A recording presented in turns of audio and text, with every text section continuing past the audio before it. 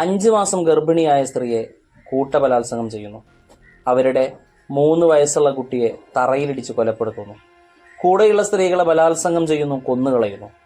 അതിക്രൂരമായ ഈ സംഭവം 2002 ഫെബ്രുവരിയിൽ ഗുജറാത്തിൽ അരങ്ങേറിയ വംശഹത്യയുടെ ഭാഗമാണ്.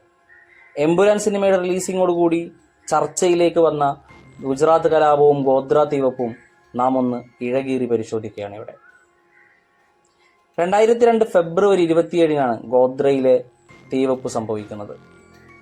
ഗുജറാത്ത് കലാപത്തിന്റെ യഥാർത്ഥ കാരണമായി പറയപ്പെടാറുള്ള ഗോദ്ര തീവപ്പിന്റെ ഒരു ആഴത്തിലുള്ള ഒരു വിശകലനങ്ങളിലേക്ക് പോകുമ്പോൾ യഥാർത്ഥത്തിൽ ആരാണ് ഗോദ്ര തീവപ്പിന് പിന്നിൽ പ്രവർത്തിച്ചത്, അല്ലെങ്കിൽ എന്താണ് അവിടെ സംഭവിച്ചത് എന്നത് ഇന്നും നിഗൂഢമായി നിൽക്കുന്നൊരു കാര്യമാണ്. അതിന്റെ പ്രതികളെ കോടതി ശിക്ഷിക്കുകയും വധശിക്ഷയ്ക്ക് വിധിക്കുകയും പിന്നീട് അത് അപ്പീലിലൂടെ ജീവപര്യന്തമാവുകയും ഇന്നത് സുപ്രീം കോടതിയിൽ അതിന്റെ അപ്പീലുമായി മുന്നോട്ട് പോയിക്കൊണ്ടിരിക്കുകയാണ്. ചുരുക്കി പറഞ്ഞാൽ ഇപ്പോഴും തീർപ്പാവാത്തൊരു കേസാണ് ഗോദ്രയിലെ തീവപ്പുമായി ബന്ധപ്പെട്ടതെന്ന്. ഒരുപാട് നിഗൂഢതകൾ ഉണ്ട് എന്ന് നമ്മൾ പറഞ്ഞു. അതിന്റെ കാരണം വ്യത്യസ്തമായ റിപ്പോർട്ടുകളുടെ, പല രീതിയിലുള്ള റിപ്പോർട്ടുകളുടെ വ്യത്യസ്തങ്ങളായ നരേഷനുകളാണ് ഗോദ്ര തീവപ്പുമായി ബന്ധപ്പെട്ട് പുറത്തു വന്നിട്ടുള്ളത്. ഗോദ്രയിലെ തീവപ്പ് കഴിഞ്ഞ് ഗുജറാത്ത് സർക്കാർ അതിനെക്കുറിച്ച് അന്വേഷിക്കാൻ വേണ്ടി നാനാവതി മെഹ്ത്ത കമ്മീഷനെ ചുമതലപ്പെടുത്തി. ജുഡീഷ്യൽ കമ്മീഷനാണ്. നാനാവതി മെഹ്ത്ത കമ്മീഷന്റെ റിപ്പോർട്ട് പ്രകാരം ഗുജറാത്തിലെ ഈ ഗോദ്രയിൽ നടന്ന ഈ തീവപ്പ് അത് യഥാർത്ഥത്തിൽ മുസ്ലിം എക്സ്ട്രീമിസ്റ്റുകൾ നടത്തിയ ഒരു വളരെ കൃത്യമായി ആസൂത്രണം ചെയ്ത ഒരു കലാപമായിരുന്നു, അല്ലെങ്കിൽ ആക്രമണമായിരുന്നു എന്നാണ് നാനാവതി മെഹ്ത്ത കമ്മീഷൻ റിപ്പോർട്ട് പുറത്തു വന്നത്. ഫോറൻസിക് റിപ്പോർട്ട് പ്രകാരം ട്രെയിനകത്ത് നിന്ന് പെട്രോൾ ഉപയോഗിച്ചു എന്നതിന്റെ തെളിവുകൾ ലഭിച്ചു എന്നായിരുന്നു നാനാവതി മെഹ്ത്ത കമ്മീഷൻ ഇതിന് തെളിവായിട്ട്, ഇങ്ങനെയൊരു ആരോപണത്തിന് അല്ലെങ്കിൽ ഇങ്ങനെയൊരു തിയറിക്ക്, റിപ്പോർട്ടിന് തെളിവായിട്ട് അവർ പറഞ്ഞത്. എന്നാൽ പിന്നീട് 2005 കേന്ദ്ര റെയിൽവേ മന്ത്രാലയം ലാലു പ്രസാദ് യാദവ് റെയിൽവേ മന്ത്രിയായിരുന്ന കേന്ദ്ര റെയിൽവേ മന്ത്രാലയം ഇതിനെക്കുറിച്ച് അന്വേഷിക്കാൻ UC ബാനർജി എന്ന റിട്ടയർഡ് ജഡ്ജിയുടെ നേതൃത്വത്തിൽ ഒരു ജുഡീഷ്യൽ കമ്മീഷനെ നിയമിക്കുന്നു. അങ്ങനെ UC ബാനർജി കമ്മീഷൻ ഇതിനെക്കുറിച്ച് അന്വേഷിച്ച് റിപ്പോർട്ട് സബ്മിറ്റ് ചെയ്തപ്പോൾ നാനാവതി മെഹ്ത്ത കമ്മീഷന്റെ റിപ്പോർട്ടിനോട് പൂർണ്ണമായും വൈരുദ്ധ്യമായൊരു റിപ്പോർട്ടായിരുന്നു UC Banerjee report. UC Banerjee report പ്രകാരം ഈ തീവ്രം ആക്സിഡന്റൽ ഫയർ ആയിരുന്നു എന്നാണ് പറയപ്പെടുന്നത്. ഇത് പുറത്തുനിന്നൊരു വിഭാഗം ആളുകൾ വന്ന് പെട്രോൾ ഒഴിച്ച് തീ കൊളുത്തിയതാണ് എന്നതിനൊരു തെളിവുമില്ല എന്നതായിരുന്നു UC ബാനർജി കമ്മീഷന്റെ ഒരു കണ്ടെത്തൽ. അവർ പറഞ്ഞത് ഇത് യാത്രക്കാർ തന്നെ പാചകം ചെയ്യുന്നതിനിടെ അറിയാതെ പിടിച്ചൊരു തീ പിന്നീട് ആളിപ്പടർന്ന് 6 കമ്പാർട്ട്മെന്റിൽ അത് കത്തി, അതിലൂടെയാണ് ആളുകൾ മരണപ്പെട്ടത് എന്നായിരുന്നു UC ബാനർജി കമ്മീഷൻ റിപ്പോർട്ട്. ചുരുക്കി പറഞ്ഞാൽ 2 ജുഡീഷ്യൽ കമ്മീഷൻ റിപ്പോർട്ടുകൾ, ഒന്ന് സംസ്ഥാന സർക്കാർ നിയമിച്ച, മറ്റൊന്ന് കേന്ദ്ര സർക്കാർ നിയമിച്ച 2 ജുഡീഷ്യൽ കമ്മീഷൻ റിപ്പോർട്ടുകൾ പരസ്പര വൈരുദ്ധ്യമുള്ളതായിരുന്നു എന്നതാണ് ഇതിന്റെ ഒരു കണ്ടെത്തൽ. ഇതുമായി ബന്ധപ്പെട്ട് മറ്റൊരു അന്വേഷണം നടത്തിയത് കൺസേൺഡ് സിറ്റിസൺസ് ട്രിബ്യൂണലാണ്. അതൊരു സ്വതന്ത്രമായ അന്വേഷണമായിരുന്നു.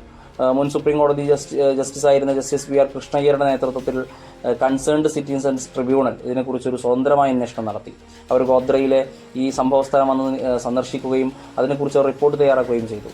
നാനാവതി മെഹ്ത്ത കമ്മീഷനെ വളരെയധികം വിമർശിച്ച അല്ലെങ്കിൽ അതിനെതിരെ അതിശക്തമായ ഒരു നിലപാടെടുത്ത ഒരു റിപ്പോർട്ടായിരുന്നു കൺസേൺഡ് സിറ്റിസൺസ് ട്രിബ്യൂണലിന്റെ റിപ്പോർട്ട് എന്ന് പറയുന്നത്. നാനാവതി മെഹ്ത്ത കമ്മീഷന് വിരുദ്ധമായ ഒരു റിപ്പോർട്ടായിരുന്നു ജസ്റ്റിസ് VR കൃഷ്ണയുടെ നേതൃത്വത്തിലുള്ള കൺസേൺഡ് സിറ്റിസൺസ് ട്രിബ്യൂണൽ കൊണ്ടുവന്നത്.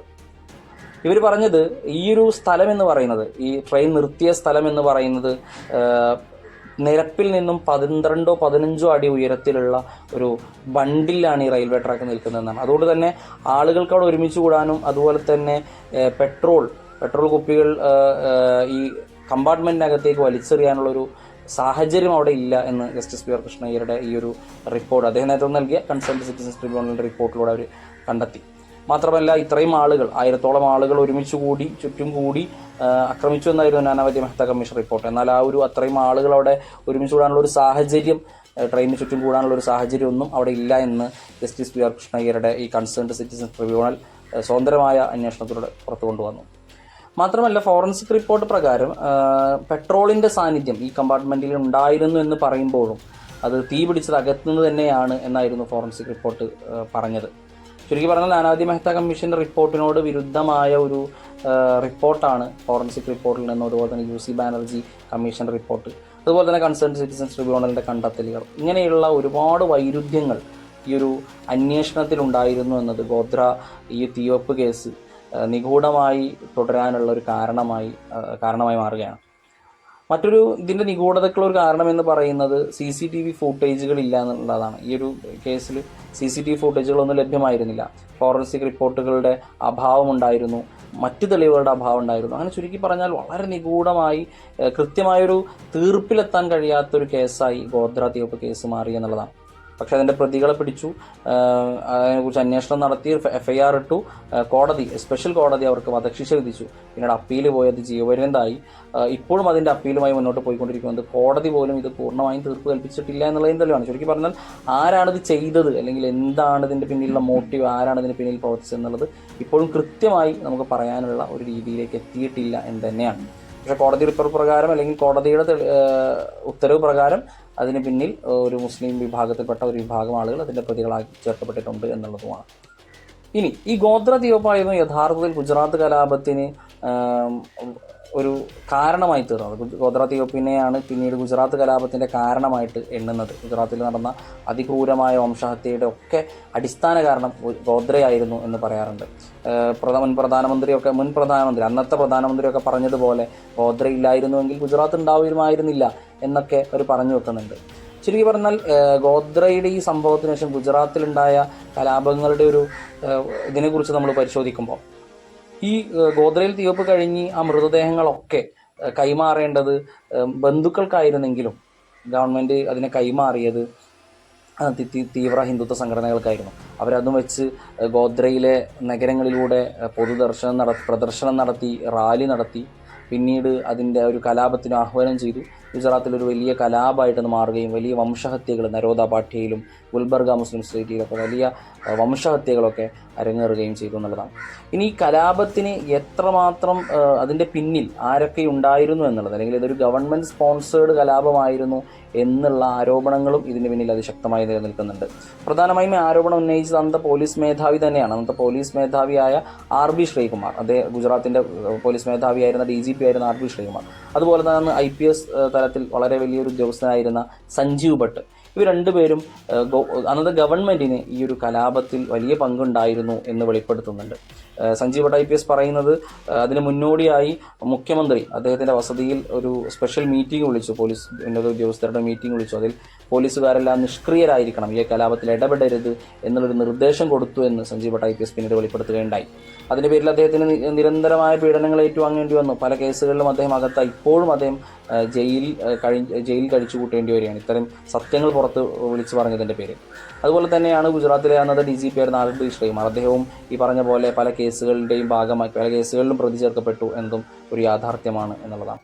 ചുരുക്കി പറഞ്ഞാൽ ഇങ്ങനെയുള്ള പല വെളിപ്പെടുത്തലുകളുണ്ടായി. മാത്രമല്ല വളരെ പ്രധാനപ്പെട്ട 2 ഒളിക്യാമറ ഓപ്പറേഷനുകൾ 2007 തെഹൽക്ക മാഗസിന് വേണ്ടി ആശിഷ് ഖേദൻ എന്ന് പറയുന്ന മാധ്യമപ്രവർത്തകൻ നടത്തിയ ഒളിക്യാമറ ഓപ്പറേഷൻ. അന്ന് ഇതിനെ പ്രതി ചേർക്കപ്പെട്ട ബാബു ബജ്രംഗിയുമായി അദ്ദേഹം ഒരു ഒളിക്യാമറ ഓപ്പറേഷനിലൂടെ സംസാരിക്കുമ്പോൾ അദ്ദേഹം വളരെ കൃത്യമായി ഈ കലാപത്തിൽ ഞാൻ പങ്കെടുത്തു, ഞാൻ തന്നെയാണ് കൊന്നത് എന്ന് വളരെ വ്യക്തമായി പറയുകയും അതിന് ഗവൺമെൻറ്റിൽ നിന്നും തികഞ്ഞ പിന്തുണ ഉണ്ടായിരുന്നു എന്നും അദ്ദേഹം പറഞ്ഞു വെക്കുന്നുണ്ട്. എനിക്ക് ജാമ്യം ലഭിച്ചത്, പരോള് ലഭിച്ചതൊക്കെ ഗവൺമെൻറ്റിൽ നിന്നുള്ള പിന്തുണയോടെ ആയിരുന്നു എന്ന് ബാബു ബജ്രംഗി പറഞ്ഞു വെക്കുന്നുണ്ട്.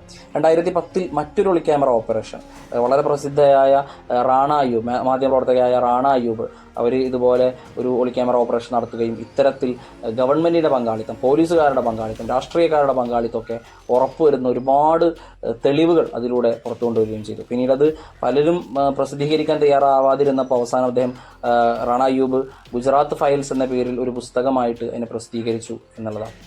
അതിൽ വളരെ കൃത്യമായി ഗുജറാത്ത് കലാപത്തിൻ്റെ പിന്നണിയിൽ നടന്ന സംഭവങ്ങളെ റാണ അയ്യൂബും ആശിഷ് ഖേദൻ തെഹൽക്കയ്ക്ക് വേണ്ടി നടത്തിയുള്ള ക്യാമറ ഓപ്പറേഷനിലൊക്കെ അതൊക്കെ പുറത്തു കൊണ്ടുവരുന്നുണ്ട്. ടീസ്റ്റ സദൽവാദ് എന്ന് പറയുന്ന പ്രവർത്തക, ആക്ടിവിസ്റ്റ് ഇതുപോലെ തന്നെ ഇതിൻ്റെ ഉള്ളറകളെ ചോദ്യം ചെയ്യാൻ, അല്ലെങ്കിൽ ഇതിന് പിന്നിൽ ആരൊക്കെ പ്രവർത്തിച്ചെന്ന് വളരെ ശക്തമായി ചോദ്യം ചെയ്ത, അതിനുവേണ്ടി ശബ്ദിച്ച ഒരു ആക്ടിവിസ്റ്റ് ആയിരുന്നു. അതുകൊണ്ട് തന്നെ അവർക്കും പല കേസുകളിലും അകപ്പെടേണ്ടി വന്നു എന്നുള്ളതും അവരും പല കേസുകളിലും പ്രതി ചേർക്കപ്പെട്ടു എന്നുള്ളതും ഒരു യാഥാർത്ഥ്യമായ കാര്യമാണ്. എന്തായാലും ഈ പുതിയ കാലത്തേക്ക് വർഗീയതയുടെ ഈ പുതിയ കാലത്തേക്കുള്ള വഴിയിൽ വളരെ നിർണായകമായൊരു സംഭവമായിരുന്നു ഗുജറാത്ത് വംശഹത്യയും അതുപോലെ തന്നെ ഗോത്ര തീവെപ്പും എന്ന് പറയുന്നത്.